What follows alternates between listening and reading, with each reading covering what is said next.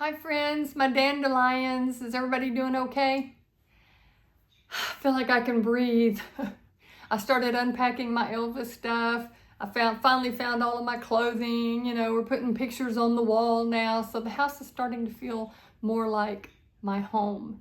And I'm out in the sunroom right now. This is going to be my favorite room, I can already tell. I'm gonna put some, I think, Roman shades up here. Either Roman shades or those roll-up bamboo shades. So tell me what you think would look the best there. And I wanted to share this with you. I've been separated from my daughter this is our 19th year. I don't look for it to ever improve. I know it's probably going to happen that I will die without seeing my daughter or my grandsons. But there comes a point, and this is not just with children, this is with anybody who has rejected you. There comes a point where you have to accept it. You can keep the door open, but you have to stop chasing it. And this video, it's very short, but the woman makes some very good points. And I'm just gonna sort of hold it up here to my microphone so you can hear her. And I really wanna share it with you. Parents keep trying to prove their love to a child who's already decided that they're the villain. And once that decision has been made, nothing you do will ever be enough. You apologize? Well, it wasn't sincere enough. You give space? Well, now you didn't fight hard enough. You reach out? You're violating boundaries. You stay quiet? You don't care enough. Do you see the trap? The parent keeps trying harder and harder to prove their love, while the standards keep moving. They move further and further away. And the more you chase approval from someone who has already decided who you are, the more power you're handing over in the relationship. At some point, parents have to stop trying to prove their love to someone who's already rejected the evidence of it for decades. Because love that has to constantly defend itself in a courtroom of accusation is no longer a relationship. It's a trial you were never going to win. So, really look at it. Are you winning? As evidenced by what? Are you winning? Parents keep trying to prove their love. Are you winning? And you can chase all you want.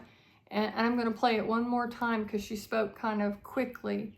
But I think it's important that she talks about all the different walls the child or the person. It doesn't have to be your child. It could be anybody you are estranged from. If they really are wanting you out of their life, they're going to find every reason, every roadblock. If you do this, then that's wrong. If you do this over here, no, that was wrong too.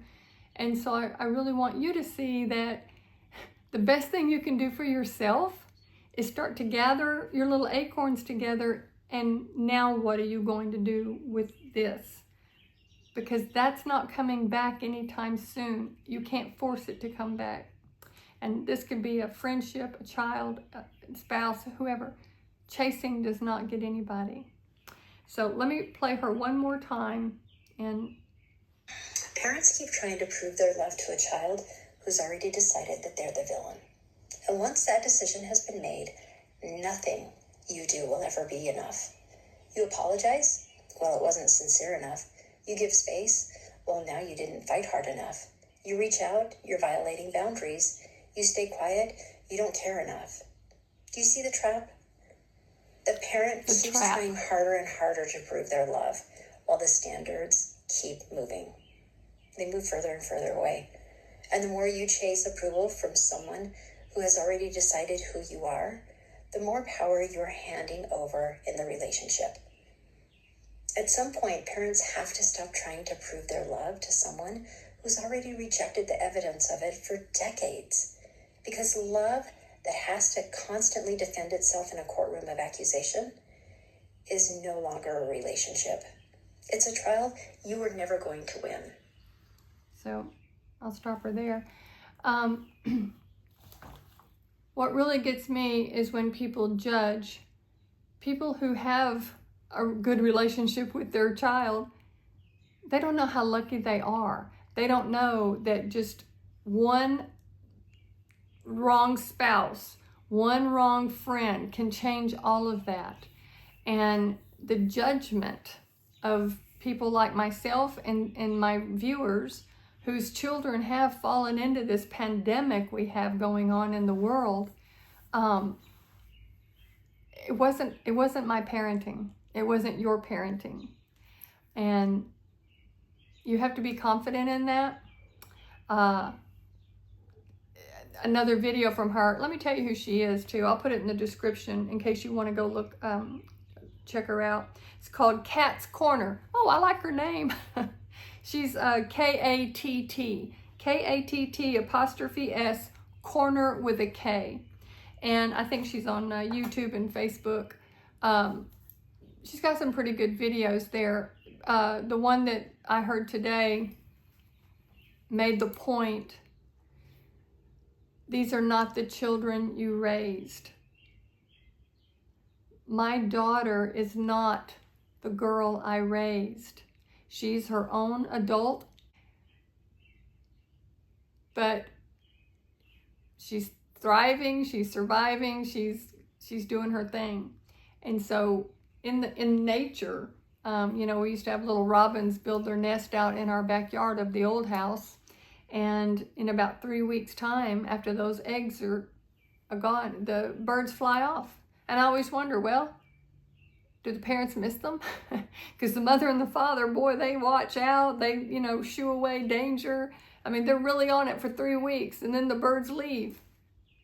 Well, sometimes that happens in the human world too. The little bird leaves the nest, doesn't come back. And you have to be clear that you did everything right. You didn't harm that child. You gave all the love that you could. And they have their own journey. Oh, deep stuff. You know what you need to do? Gather those little acorns and see where your life is now. It is so true. It's 19 years. I don't cry about it anymore. You do finally reach a point where you're not chasing. Respect their, whatever they think they, you know, whatever the idea they have, respect it, and then you just have to move on, because you can't change it.